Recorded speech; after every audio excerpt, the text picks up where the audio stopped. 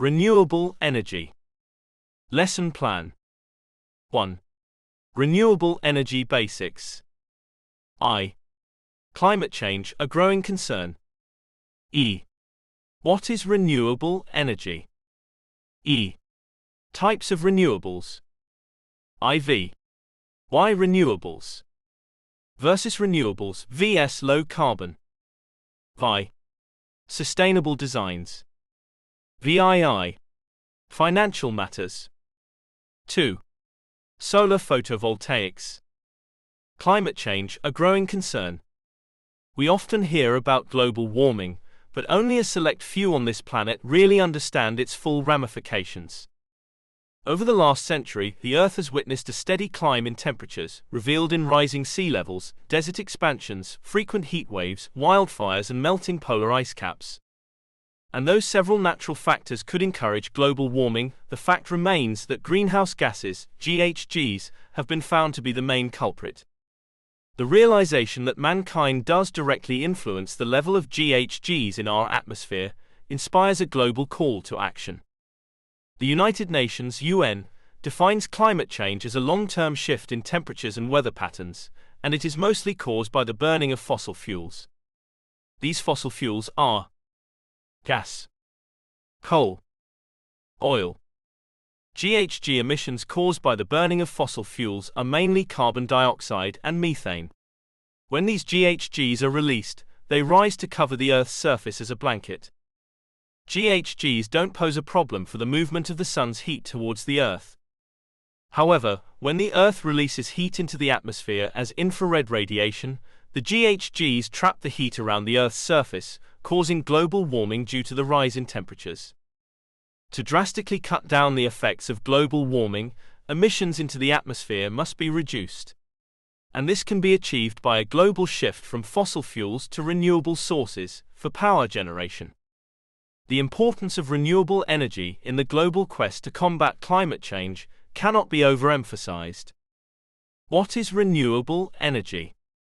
To appreciate the value of renewable energy, we first need to consider the alternative, fossil fuels. Coal, oil, and gas are known as fossil fuels. Apart from the hazardous GHGs that are emitted into the atmosphere, fossil fuels, when burned, are not renewable. This means that they cannot be replenished from their source after use. There are several advantages renewable energy systems have over fossil fuels. Energy from renewable sources do not emit significant amounts of GHGs into the atmosphere, and just as they are named, they are automatically replenished after use. Furthermore, science has revealed that renewable sources are replenished at a faster rate than they are used. Let's now review the main sources of renewable energy. Solar energy. Perhaps the most abundant form of renewable energy all over the globe is solar energy. This energy, which is derived from the sun's rays, is quite resourceful. It delivers electricity, cooling, heat, and lighting. The solar energy technology is the process through which photovoltaic (PV) panels convert sunlight into electrical energy. Wind energy. This uses the power of the wind. As a process, the wind turns blade-like propellers around a rotor. As it turns, it spins a generator, which ultimately creates electricity. It is important to place wind turbines in locations that have strong winds, so that maximum outputs can be generated. Furthermore, wind energy can be deployed onshore or offshore. Hydropower. Here, energy is accessed from the movement of water from high to low points. Particularly, hydroelectric power is often generated using a dam to influence the flow of water. And as the water rushes down, turbines and generators are used to convert kinetic energy to electricity. Biomass. This is also called bioenergy. It is the process of generating power from organisms. As a process, it utilizes plant-based materials amongst others as a sort of fuel to produce electricity. The most common materials used for bioenergy include agricultural wastes, energy crops, and even wood residues. It is, however, important to highlight at this point that though biomass is considered as renewable energy, it can also be non-renewable, depending on the materials used during energy generation. The opponents of biomass strongly appraise it as a non-renewable energy source, due to the GHG emissions that take place during the energy conversion process. There is also the subtle matter of deforestation, which is often a byproduct of biomass. Geothermal. This is deriving energy from the heat within the earth. Wells are drilled into reservoirs to tap hot steam. The steam then rotates a turbine, which in turn activates a generator, and then electricity is produced. Aside from the steam which is derived from the bowels of the earth, hot water can also be gotten during the process to supply heating during cold seasons. Why renewables? Besides the significant reduction of GHG emissions, there are several other arguments the proponents of renewable energy have itemized as laudable benefits attendant in the deployment of renewables in comparison to fossil fuels. We will now consider the major advantages of deploying renewables. Top on this list is energy security. As a unique feature of renewables, the source of power is constantly replenished. From the time that the Earth was created, the sun has never ceased to rise in the mornings and set in the evenings. Similarly, the movement of air through winds have also been a steady occurrence in our planet. Even for biomass, hydro and geothermal, the source of these renewables cannot be significantly depleted, as is the case with fossil fuels. Second on the list is the impact on environmental conservation. The negative impact of fossil fuels on the Earth and nature itself cannot be overemphasized. The GHGs' negative influence on global warming is just the start of it. The role that fossil fuels play in pollution can also not be ignored. The deployment of renewables, however, presents a welcome alternative to fossil fuels. Land degradation can be curbed. Environmental pollution like oil spillages and toxic gas releases can also be averted. Thirdly, we have price control. The world's economies, for several centuries, have been subjected to the control and manipulation of the major oil-supplying countries, who influence energy pricing at will. Aside from the overriding domination of these oligarchs, the high cost of transportation has in no little way also caused significant rises in the pricing of oil and gas products, resulting in a sharp rise in the retail prices of electricity. With renewables, this is not the case. There is greater price stability for geothermal, wind, hydro, and solar-powered energies, as they do not require huge investments in fuel and transportation. Also, renewables and their sources are abundant all over the world. They cannot be subjected to the manipulations and greed of a few oligarchs. Fourth is the drive for sustainability. There has always been the global clamor for the Earth's protection, and renewable energy is well on its way to achieving that. The sources of renewables are naturally replenished, hence there is no fear that the resources once used would be lost forever. Also, we can be rest assured that renewables will be available for a very long time to come, as their sources are as enduring as the Earth itself. Finally, renewables have played a huge role in economic development. The renewable energy industry is very labor-intensive, and as a result, has opened several job opportunities for professionals. From the manufacturing of renewable energy products to their final deployment, the renewable energy industry has provided more economic opportunities to businesses and individuals than we had during the era of fossil fuels. Renewables versus low carbon. The drive to combat climate change has led to many innovations and developments. The goal is to reduce the emissions of GHGs into our atmosphere. It is important to clarify that though most power-generating equipment aim to reduce emissions, some do a better job at this than others. This then leads us into classifying power generation sources into renewables and low carbon. Whilst GHG emissions are almost non-existent for renewables, low carbon energy sources, however, emit GHGs, though at very minimal quantities. Notable renewable energy sources are photovoltaics (PVs), wind, solar water heating, hydro, geothermal, biomass combined heat and power (CHPs). For low-carbon power generation, we have tri-generation, gas-fired CHPs. Let's now review the advantages and disadvantages of renewable energy sources in more detail. Renewables. Solar photovoltaics. This is one of the major sources of renewable energy. Power is generated from the sun's radiation, and the sun's global reach makes it a go-to energy source for most people. Notable advantages of solar PVs include its relative low cost of maintenance. The sun is abundantly available. Power generation from PVs is always guaranteed, even during cloudy days. Unfortunately, PV deployment can often be capital-intensive. Site considerations can also make PV deployment a little tricky. Wind energy. This is considered as the major source of energy in the world today. Besides its massive availability, wind energy has been lauded for its potential. It has the capacity to be a power-generating source that can cater for the world's entire energy needs. Notable advantages of wind energy include: it is renewable. The wind supply to the Earth is endless. Wind energy equipment can be deployed onshore or offshore. Unfortunately, wind energy projects are often very capital-intensive. As a result, only a few can afford it. Perhaps the technicalities involved in the construction of offshore wind farms also serves as a downside to this energy source.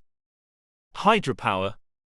Water driving a turbine to generate electricity seems viable as an energy source, since the whole Earth is surrounded by water.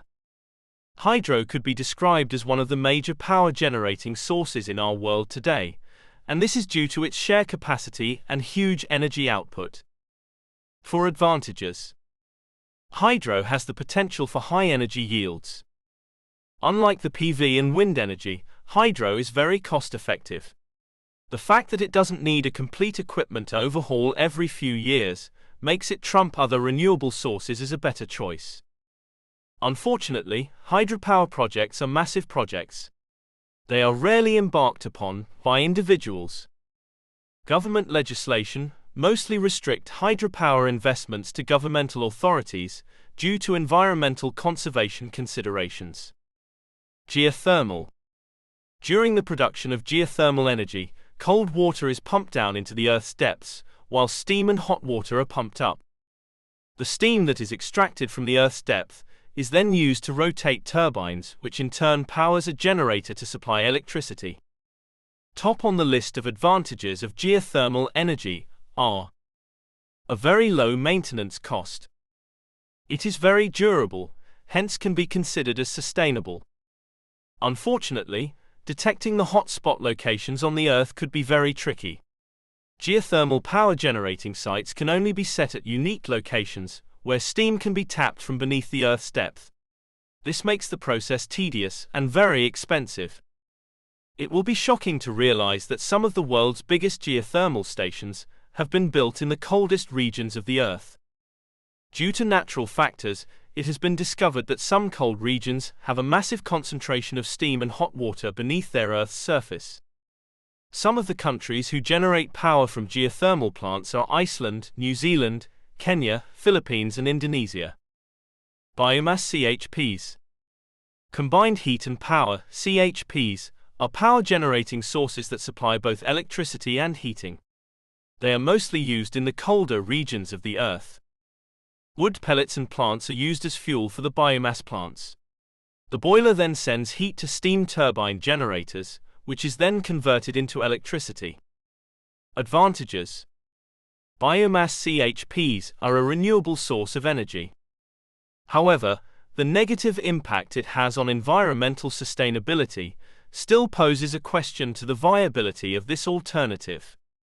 Low carbon. Tri-generation. In a tri-generation power supply, a large industrial facility converts its waste energy into electricity. It could also be used to produce cooling or heating. As a process, the heat the facility generates is used to drive a gas or steam turbine-powered generator. The low temperatures generated are then used for space heating.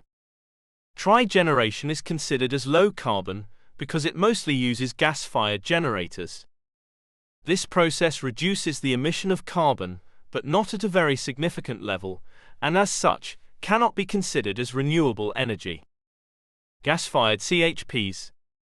CHPs, as previously explained, are power-generating equipment that supply both electricity and power.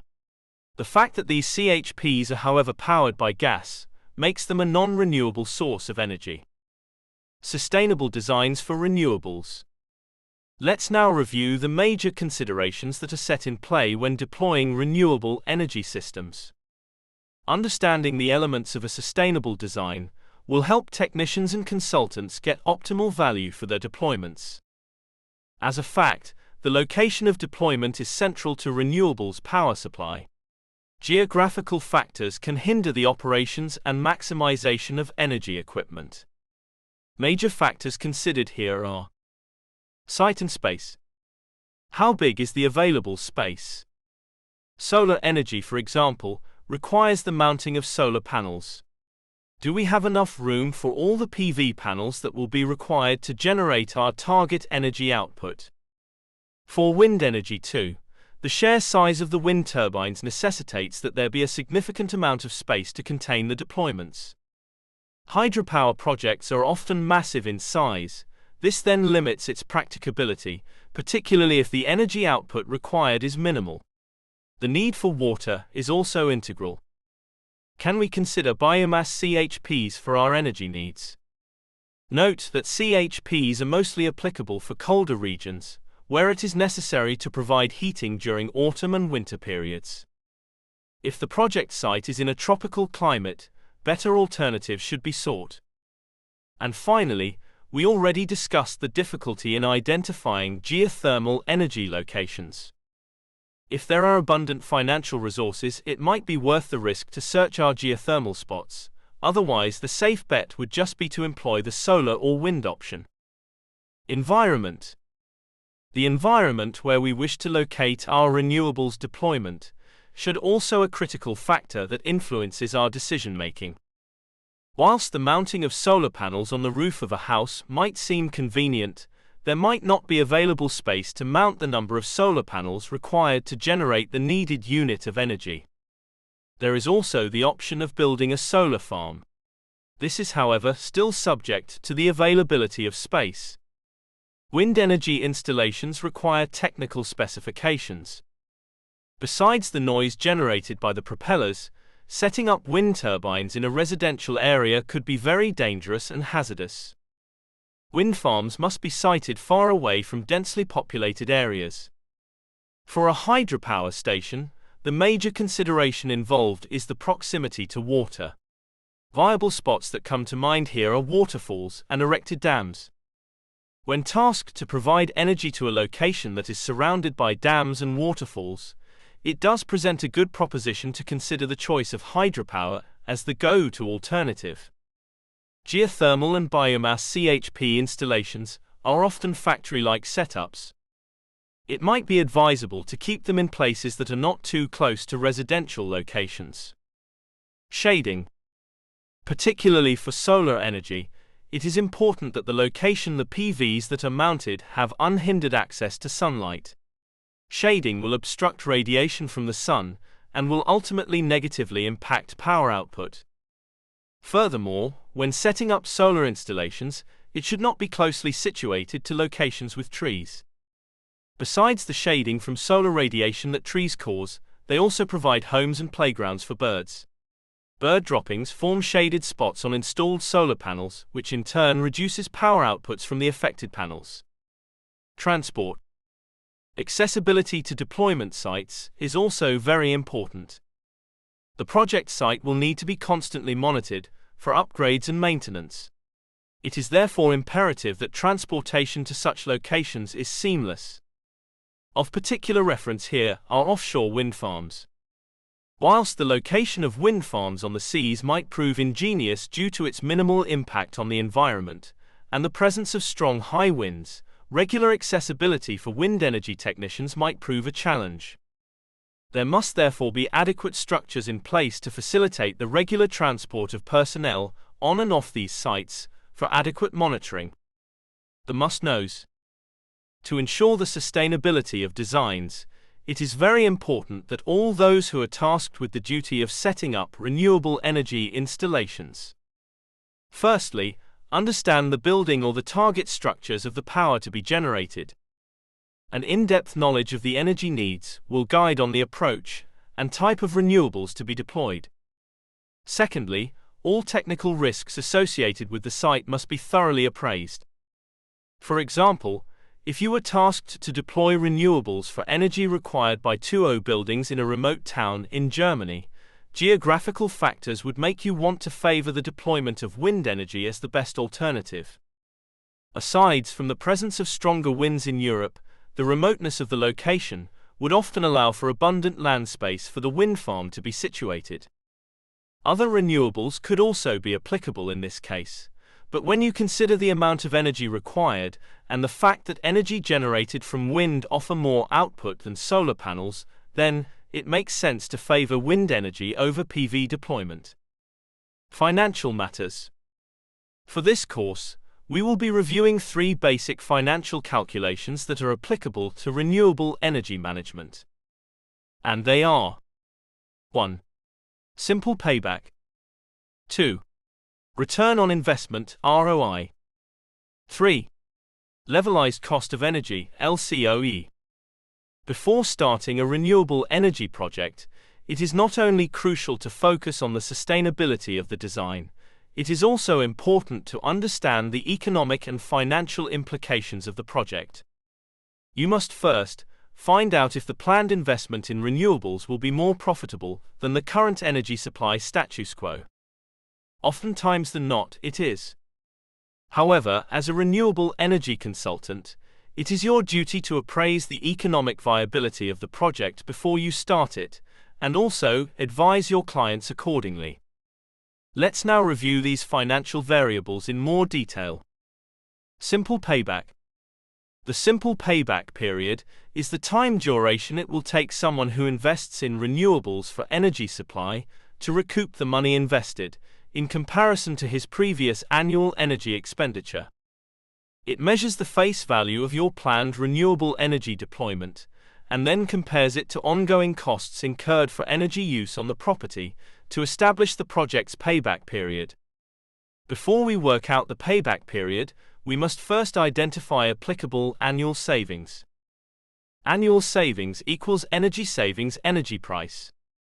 The calculation for the simple payback period therefore equals total cost of deployment annual savings. Example. Let's say you have a client who desires to move his property from the national grid to an independent solar home grid. Currently, the client's annual average energy usage on his premises is 30,000 kilowatt-hours. NB. The value was gotten from a review of his electric billing over the last 3 years. This value then becomes the client's annual savings. Secondly, the billing rate from the national grid is N10 per kilowatt-hour. And let's assume that the total estimated cost of deploying a solar mini-grid for the property is N 1,800,000. 1,800,000 naira. Calculations. We first have to get our annual savings equals energy savings energy price equals 30,000 kilowatt-hours N10 equals N 300,000. Our simple payback period is therefore total cost of deployment annual savings equals N 1,800,000 N 300,000 equals 6 years. Return on investment. This shows the value of a renewable energy investment over a predetermined duration of time. It is always expressed in percentages. ROI is calculated as savings number of years cost 100. Using our previous figures. Current billing rate from the national grid equals N10 per kilowatt-hour. Client's annual average energy usage on his premises equals 30,000 kilowatt-hours. Total cost of deploying a solar mini-grid for the property equals N 1,800,000. Annual savings equals N 300,000. Calculations. Let's now calculate the return on investment, over a period of 7 years. ROI equals N 300,000 7 N 1,800,000 N 1,800,100 equals N 2,100,000 N 1,800,000 N 1,800,100 equals N 300,000 N 1,800,100 equals 16.67%. LEVELIZED cost of energy. This appraises the renewable energy project over a period of time. It gauges all costs incurred on an energy system over a given range of time against the energy output over the same period. The aim is to get an estimated per kilowatt-hour cost to be incurred on the energy grid over the time range. Levelized cost of energy is calculated as the sum of costs over an energy system's lifetime, sum of energy output over the same lifetime. Let's assume that the mini-grid deployed by the client is expected to last for 25 years, particularly since PVs are technically meant to last for that long. Solar batteries also have an estimated lifespan of between 5 to 15 years. During the expected lifespan of the grid, the client requires that you observe regular maintenance, which would include the replacement of parts if necessary. As a consultant, you estimate that the cost of parts replacement over the 25-year duration will be about N 900,000, factoring in inflationary impacts. Cost of grid servicing too, during the duration, is estimated at N 250,000. Using our previous data, let's find out the levelized cost of energy for our planned energy grid. Including previous calculations. Current billing rate from the national grid equals N10 per kilowatt-hour. Client's annual average energy usage on his premises equals 30,000 kilowatt-hours. Total cost of deploying a solar mini-grid for the property equals N 1,800,000. Annual savings equals N 300,000. Cost of equipment replacements over the 25-year period equals N 900,000. Cost of servicing over the 25-year period equals N 250,000. LCOE equals sum of costs over an energy system's lifetime, sum of energy output over the same lifetime equals total cost of deploying a solar mini-grid for the property, plus cost of equipment replacements during the 25-year period plus cost of servicing over the 25-year period, annual average energy usage 25-year period. Equals N 1,800,000 plus N 900,000 plus N 250,000, 30,000 kilowatt-hours 25 years. Equals N 2,950,750 equals N 3.93 per kilowatt-hour. Learning activities. Let's now consider these case studies. Question 1. Image 1. Lagos, Nigeria. Image 1 is a building on Toyin Street, Lagos, Nigeria. The owners of the building want to move from the national grid to a self-generated renewable energy supply. What would be the best renewables option you'd recommend? Tip: in your appraisal, remember to consider the below factors: site space, environment, shading, transport. Question 2. The client also needs to appraise the economic value and viability of the project development over a 15-year period. To this end, he requires information on the below: A. The payback period. B. The estimated ROI. C. And the levelized cost of energy to the nearest NGN per kilowatt-hour. The following facts were provided. Current billing rate from the national grid equals N5 per kilowatt-hour. Client's annual average energy usage on his premises equals 17,600 kilowatt-hours. The total cost of deploying a solar mini-grid for the property equals N 1,440,000, supposing a solar mini-grid is opted for. Annual savings equals N 88,000 kilowatt-hours. Cost of equipment replacements over the 15-year period equals N 570,000. Cost of servicing over the 15-year period equals N 180,000. Question 3. Image 2, Stavanger, Norway. Image 2 is a town in Stavanger, Norway. Due to rising costs of power from the national grid, a town hall meeting was held, and all the residents in the town unanimously agreed to build a power generation facility that will cater for the town's energy needs, independent from the national grid. What would be the best renewables option you'd recommend for the town? Tip: in your appraisal, remember to consider the below factors: site space, environment, shading, transport.